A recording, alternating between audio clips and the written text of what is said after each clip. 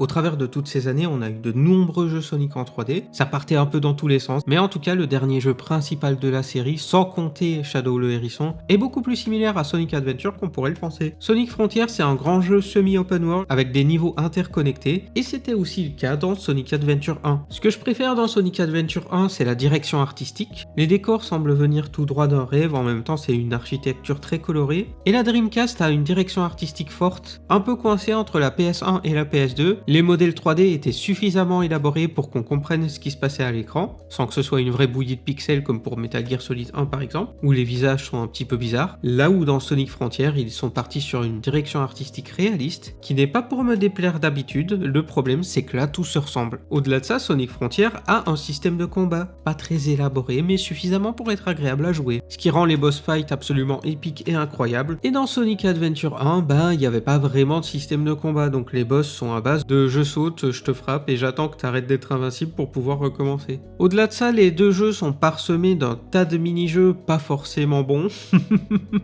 Les deux jeux ont beaucoup à offrir, c'est tous les deux des expériences agréables. En conclusion, est-ce que la série Sonic c'était mieux avant ? Eh bien,